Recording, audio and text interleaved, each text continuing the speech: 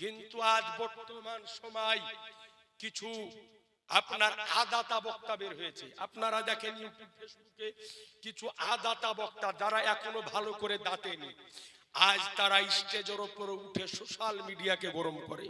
জি, আজ সোশ্যাল মিডিয়াকে গরম করে, বলে যে দেওয়ালের পিছে কি ছিল ওটাও নবী জানেন না। নাউজুবিল্লাহ বলেন।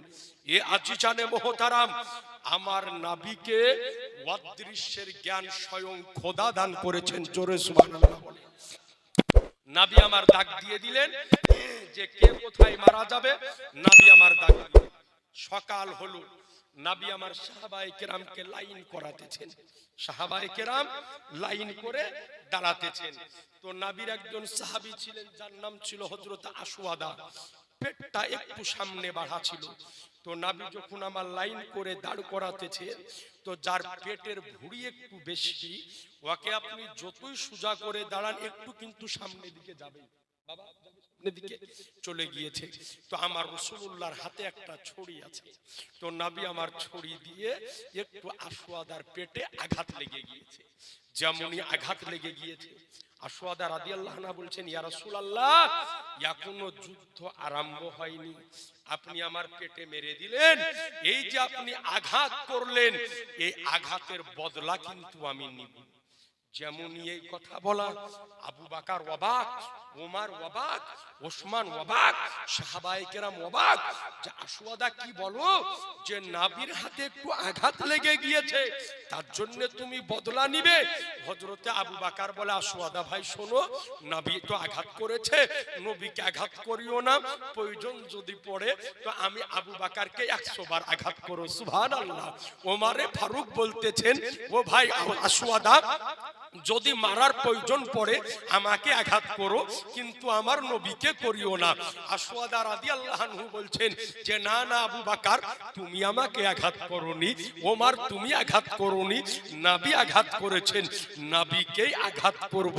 তো সঙ্গে সঙ্গে আমার নবী হযরতে আশওয়াদার হাতে ছড়িটি দিয়ে দিলেন, বললেন, আশওয়াদা লাও, তুমি বদলা নিয়ে নাও।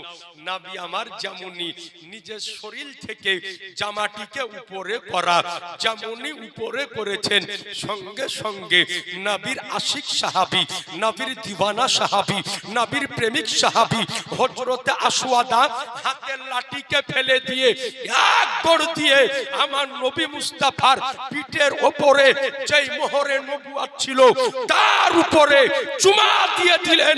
নবী আমার বলতেছেন, আশওয়াদা বদলা নিবে না? তো বলে, ইয়া রাসূলুল্লাহ, আমার বদলা নেওয়া হয়ে গিয়েছে, মক্কা ধাত্রীতে ছিলাম, আপনি বলেছিলেন যেই ব্যক্তি আমার মোহরে নবুয়তের উপরে একবার চুমা দিবে আল্লাহ তার উপরে জাহান্নামের আগুনকে হারাম করে দিবে। আমি প্রতিদিন সুযোগ খুঁজতাম যে কখন চুমা দিব, কখন চুমা দিব। ইয়া রাসূলুল্লাহ, আজকে যুদ্ধের ময়দানে আছি, জিহাদের ময়দানে আছি, হয়তো একটু পরে শহীদ হয়ে যাব, শাহাদাত বরণ করব। আজকে সুযোগ পেয়ে গেলাম, তাই আপনার মোহরে নবুয়তের উপরে চুমা দিয়ে আজকে জাহান্নামের আগুনকে হারাম করে দিলাম।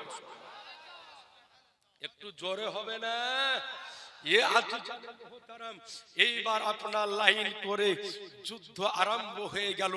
তুমুল আকারে যুদ্ধ যখন চলছে, তো ওই মুহূর্তে আনসারী কৃষকের দুটো বাচ্চা, একটার নাম ছিল মাজ, একটার নাম ছিল মাউজ, দুই ভাই আসার পরে হাজির। হযরত আব্দুর রহমান বিন আউফ রাদিয়াল্লাহু তাআলা আনহু বলেন যে দুই ভাই আমার নিকটে আসলো। আসার পর আব্দুর রহমান বিন আউফকে বলে যে, চাচা, এই দলের মধ্যে আবু জেহেল কার নাম একটু আমাদেরকে দেখিয়ে দেন তো। তো বলে, বাবা আবু জেহেলকে নিয়ে কি করবে? তো বলে, বাবা আমরা দুই জনে আমরা ওয়াদা করে এসেছি, আবু জেহেলকে আজকে এখান থেকে কতল না করে আমরা ফেরত যাব না। সুবহানাল্লাহ। ছোট ছোট দুই ভাই। তো হযরত আব্দুর রহমান বিন আউফ বললেন যে, বাবা আবু জেহেল হলো কাফেরদের সর্দার, ওকে এমনি দেখতে পাবে, ওকে পাহারা দিয়ে লোকে ঘেরে রেখেছে।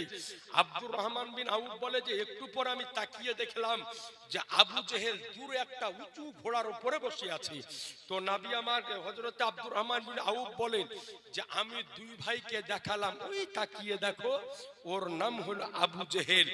বলে যেমনই এই কথা বলা, বলে আমার আঙ্গুলের ইশারা পৌঁছায়নি, ছোট ছোট দুই ভাইয়ে আবু জেহেলের ঘোড়ার কাছে উপস্থিত হয়ে গিয়েছে।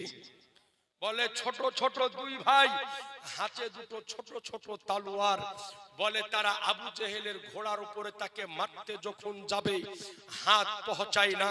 তারা ঘোড়ার পায়ের উপরে ভর যখন করলো, তো ঘোড়া যখন হুড়মুড়ি খেয়ে জমিনে পড়লো, তো আবু জেহেলের উপরে তলোয়ারের ওর যখন করতে যাবে, আবু জেহেলের বেটা ইকরামা দৌড়ে এসে এক ভাইয়ের উপরে একটা তলোয়ারের কোপ দিল বাম হাতের উপরে। ছোট ভাইয়ের হাত কেটে বগলের তলে চামড়া লেগে ঝুলতে আরম্ভ করে দিল। তো ছোট ভাই তাকিয়ে দেখতেছে তলোয়ার আমি চালাবো, কিন্তু এই হাতের কারণে চালানো সম্ভব হচ্ছে না। বলে সঙ্গে সঙ্গে হাতকে পায়ের তলে দিয়ে নারায়ে তাকবীর বলে নিজের হাতকে যুদ্ধের ময়দানে ছিঁড়ে ফেলেছিলেন মুসলমান। ছিঁড়ে ফেলে দিয়ে আবু জেহেলকে তলোয়ারের পর তলোয়ার মেরে দুনিয়ার বুক থেকে বিদায় যখন করে দিবে, তো আগের রাত্রিরে আমার রাসূলুল্লাহ যেই জায়গাতে দাগ টেনেছিলেন, ওই ঘেরার ভিতরে আবু জেহেল পড়ে আছে। তো একজন বলছে, আবু জেহেল তুমি যেই জায়গাতে পড়ে আছো, এখানে যে তুমি মরে পড়ে থাকবে, গতকালকে আব্দুল্লাহর বেটা মুহাম্মদ বলে দিয়েছে। তখন আবু জেহেল বলছে, এক কাজ কর, তাড়াতাড়ি আমাকে ঘেরার ভিতর থেকে বাইরে, মানে বদমাশ যে হবে ও কি আর ভালো হয়? বলছে আমাকে তাড়াতাড়ি ঘেরার ভিতর থেকে বাহির কর। কেন? বলছে আব্দুল্লাহর বেটা মুহাম্মদ বলেছে এখানে মরবো, আর যদি আমি না মরি তাহলে ওর শেষে একটা কথা মিথ্যা হয়ে যাবে। বাইর কর তাড়াতাড়ি। যেমনই বাইর করতে যাবে, আল্লাহ বলছেন মালাকুল মাউত ইসরাইল, আমার নবী বলেছেন যে এখানে মরবে আবু জেহেল, দেরি করছো কেন? যাও তাড়াতাড়ি। আমার নবী বলেছে শোনো, যেই জায়গাতে পড়ে আছে জলদি করে চলে যাও। মালাকুল মাউত হযরত ইসরাইল আলাইহিস সালাম উপস্থিত হলো, আর সঙ্গে সঙ্গে মারদুদ আবু জেহেলের জানকে কবজ করে নিয়ে মালাকুল মাউত চলে গেল। আর যেই জায়গাতে আমার নবী দাগ দিয়েছিল, ওই জায়গাতে মালাকুল মাউত তার জানকে কবজ করলো। আর ওই ঘেরার ভিতরে মারদুদ মালাউন আবু জেহেলের লাশ পড়েছিল। অর্থাৎ বোঝা গেল জমিন ও আসমানে ইনকিলাব ঘটতে পারে, সাগর সমুদ্রে পরিবর্তন হতে পারে, চন্দ্র সূর্য উদিত হওয়া বন্ধ হতে পারে, সূর্য অস্তমিত যাওয়া বন্ধ হতে পারে, সাগর সমুদ্রে জোয়ার ও ভাটা হওয়া বন্ধ হতে পারে, দিন রাত্রি সংগঠিত হওয়া বন্ধ হতে পারে, কিন্তু আমার শাহানশাহে জিবাকার, মদিনাকে তাজদার, আহমদে মুখতার, নবীকে সত্তার, দোনো জাহানের মালিক ও মুখতার আমার নবী মুস্তাফার জবান থেকে যে কথা বের হয়ে যায়, ওই কথার পরিবর্তন হয় না মুসলমান। আমার নবীর জবান থেকে যে কথা বের হয়ে যায়, ওই কথার পরিবর্তন হয় না। তো আবু জেহেল যখন মরছে, ওই সময়তে একটা খুব দুঃখ করছিল যে হ্যাঁ গো, আমি মন্নু তো মন্নু, তো আমাকে যদি নাবির কোন একজন পালুহান সাহাবীতে মারতো তো একটা ইজ্জত থাকতো।